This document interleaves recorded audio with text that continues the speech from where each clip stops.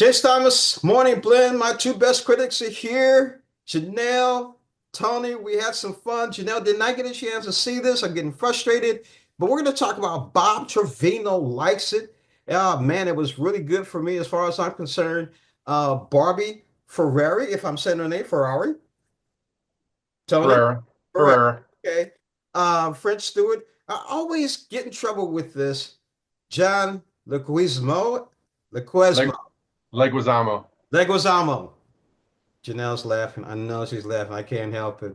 Anyway, tell us the storyline. So I don't want to give too much away, but there's a woman who is have his rough go in life, and she has not very many friends, really no family that can be there for her, and befriends somebody on the internet that really takes a liking to her, and then they have more in common than they know. But it's an emotionally resounding and affectionate film. You're going to start to think it's a feel-good film of the year. Don't get ahead of yourself. But it's about family, friendship, and self-worth. John Leguizamo gives a career best performance. He's fantastic here. Barbie Ferreira does a great job as well. Their compassionate radiates off the screen. It's a tearjerker, and there won't be a single dry eye left in the house.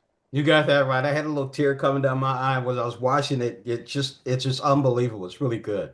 Very good. You're right. John does give a very good performance, and she does a very good job too. Barbie. French Stewart, he was kind of like that, side guy being the real dad. So that was kind of interesting. And what would you give Bob Trevino likes it? Even a 4.5 out of 5. I think it tackles a lot of really difficult subjects and elements of life in a very tasteful way that's going to, be impactful for a lot of people. There's just something for everybody here, and the way it hits at the end, 4.5 out of 5 for me.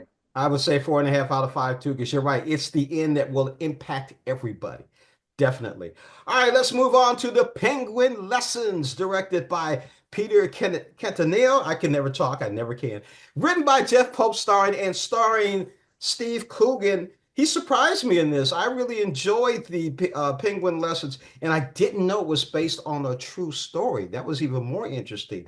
Janelle, you got a chance to see Penguin Lessons. Tell us what you thought about it before Tony tells us about the movie.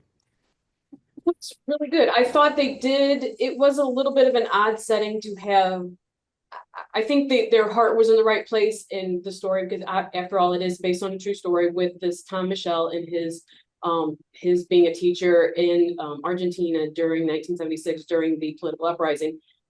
I just don't think it gives enough gravity to the situation there in Argentina, but I know that that's not what the story is based around. So all in all, I think it was a pretty good film, pretty heart. I wouldn't say, yeah, I would say heartwarming, but just not a feel good movie. Yeah, you got that right. The surprise for me was I almost didn't recognize in the beginning. It took me a minute. Jonathan Price. I had to recognize him. It took me a few minutes to recognize him as the head of the schoolmaster, if you want to call him that. Yeah, I thought it was pretty interesting too. It did talk about the situation during that time based on a true story. I was glad to see some of the things that did happen in it. But again, didn't like some of the other things that happened to it. And that's what happens when you have a dictatorship going on in your country. Tony, what did you think about the movie? Well, first of all, Steve Coogan, I mean, this role was made for him. He is his wit, his charm, his endearing ability, it's fantastic and it radiates.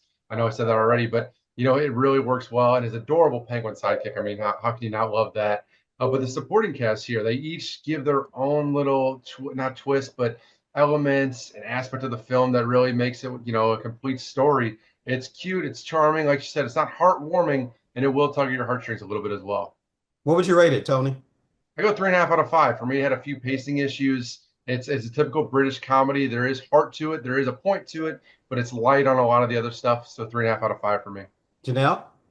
Three and a half out of five. If they could give Oscars for animal performances, Juan Salvador should get one. It was amazing. I loved it, but it will hit you in the feels there at the end. Yeah, you're right. It does hit you. I would give it 3.5 out of 5 too. I would agree with you guys on that. All right, let's move on to Death of a Unicorn. Everybody's asking me about Death of a Unicorn. I'm gonna talk a little bit about it. Jenny Ortega's in this, along with Will Poulter. Paul Rudd is the dad in this. Tia Leone. I haven't seen her. It's been a while. She got started with Bad Boys, the original Bad Boys. That was actually interesting to see her getting up there in age. Death of a Unicorn is exactly that. It's self-explanatory. That's what the story is about. It was kind of interesting. You talk about unicorns and what unicorns represent, especially to little girls. Little girls should not see this movie because parents, the parents in this were a little rough. Tony, tell us about Death of a Unicorn. So father's going on a trip out to Alaska for something for business to get something situated, and he brings his daughter along, and they're clearly having issues. They hit something along the way, happens to be a unicorn, and like I said, self-explanatory. But there's much mayhem that goes on here. I had an absolute blast. I'm going to be promise you the most positive about this movie. I had so much fun with this. It's an examination of class themes. It takes down the pharmaceutical greed element. There's a lot to it. It's a lot of people are saying Jurassic Park and elements of Alien, but it's very much its own thing. Like it's funny, it's horror comedy, sure, but I mean, you said the cast is great. Will Poulter, absolutely phenomenal here. Guy that continues to get better and better with each role. He'll have you laughing from start to finish. Janelle?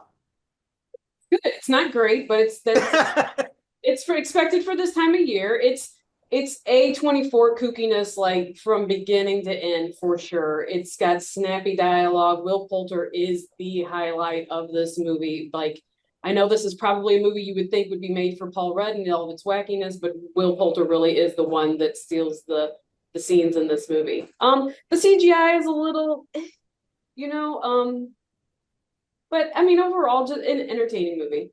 Very entertaining. You're right. Will probably set a fashion statement for men in shorts this year for the summer. Definitely. Tony, what would you give Death of a Unicorn? I'm going 4 out of 5, and I know a couple of you might groan about this, but I've thought about it ever since we saw it. I'm definitely going to watch it again. It's just one of those movies that you're going to have a lot of fun with. It's well made. Sure, you got to suspend disbelief and everything, but funny. It's some good gore, great deaths. I had a blast. 4 out of 5. Janelle? I'm not too far off. It's just not great. Like I said, it's good, not great. I would give it about a 3.5 out of 5. I'm going to give it 4 out of 5 too. I think it was very interesting was watching father and daughter finally bonding together at the very end of this movie. And the very end of the movie is very interesting. You think there'll be a Death of a Unicorn too? I mean, see how much money it makes. A24, they like to take risks.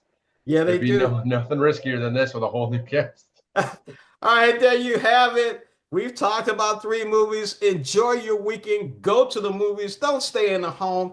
Get out. Go to the big screen in the theater. Thank you, B&B, for sponsoring our show. Have a great weekend.